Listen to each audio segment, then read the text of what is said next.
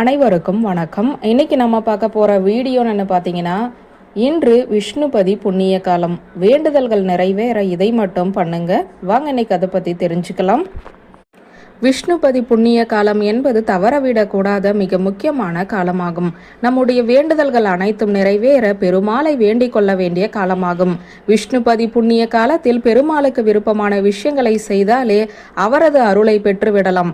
விஷ்ணுபதி புண்ணிய காலத்தில் என்ன செய்ய வேண்டும், என்ன மந்திரம் சொல்லி எப்படி வழிபட வேண்டும் என்பதைத்தான் இந்த வீடியோவில் நாம் பார்க்க போகிறோம். விஷ்ணுபதி புண்ணிய காலம் என்பது மிகவும் பெருமாளின் அருளை பெறுவதற்குரிய மிக புண்ணியமான காலமாகும். இந்த விஷ்ணுபதி புண்ணிய காலம் என்பது வருடத்திற்கு 4 முறை மட்டுமே வரும். வைகாசி, ஆவணி, கார்த்திகை, மாசி இந்த 4 மாதங்களின் முதல் தேதியில் தான் இந்த விஷ்ணுபதி புண்ணிய காலம் என சொல்லுவோம். பொதுவாக சூரிய பகவான் ஒரு ராசியில் இருந்து மற்றொரு ராசிக்கு தனது பயணத்தை மாற்றும் நாளாகத்தான் இந்த விஷ்ணுபதி புண்ணிய காலத்தை சொல்லுவார்கள். அப்படி 12 ராசிகளில் குறிப்பிட்ட 4 ராசிகளுக்குள் சூரியன் பிரவேசிக்க துவங்கும் நாளில் வரும் குறிப்பிட்ட நேரத்தையே விஷ்ணுபதி புண்ணிய காலம் என்கிறோம். அதாவது ரிஷபம், கும்பம், விருச்சகம், சிம்மம் ஆகிய 4 ராசிகளுக்குள் சூரிய பகவான் பயணம் செய்ய துவங்கும் மாதத்தின் முதல் நாளில் வருவதுதான் விஷ்ணுபதி புண்ணிய காலம். இந்த விஷ்ணுபதி புண்ணிய காலத்தில் விரதம் இருந்து பெருமாளை மனதார வேண்டுவது பல ஏகாதசி விரதங்கள் இருந்த புண்ணிய பலனை தரும் என சொல்லப்படுகிறது.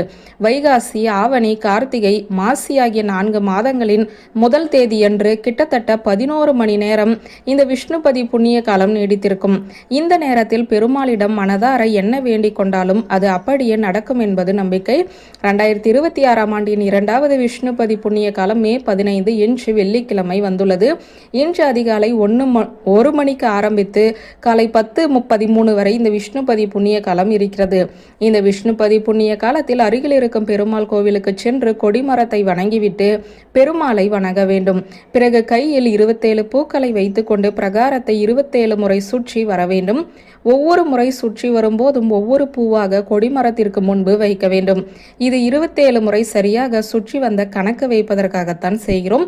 இதில் 27 என்ற எண்ணிக்கை 27 நட்சத்திரங்களையும் 9 கோள்களையும் குறிப்பதாகும். அதாவது 27 நட்சத்திரங்களில் நான் எந்த நட்சத்திரத்தில் பிறந்திருந்தாலும் 9 கிரகங்களில் எந்த கிரகம் என்னுடைய துன்பத்திற்கு காரணமாக இருந்தாலும் அந்த துன்பங்கள், பாவங்கள், கர்ம வினைகளில் இருந்து விடுவித்து எனக்கு அருள் செய்ய வேண்டும் என நாம் வேண்டிக் கொள்வதாகத்தான் அர்த்தம். கடிமரத்துடன் சேர்த்து கோவிலை 27 முறை சுற்றி வந்த பிறகு உங்களின் வேண்டுதலை பெருமாளிடம் சொல்லி வேண்டிக் கொள்ளுங்கள்.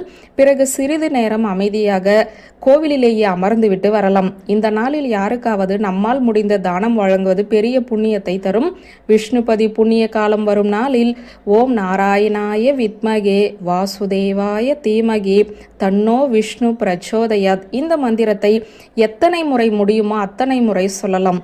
கோவிலை சுற்றி வரும்போதுமே இந்த மந்திரத்தை உச்சரித்தபடி சுற்றி வருவது நல்லது. இந்த நாளில் விஷ்ணு சகஸ்ரநாமம், விஷ்ணு ஸ்லோகங்கள் ஆகியவற்றை படிப்பதும் நல்லது. வியூவர்ஸ், இந்த வீடியோ உங்களுக்கு பிடித்திருந்தால் லைக், கமெண்ட், ஷேர் பண்ணுங்க. நன்றி.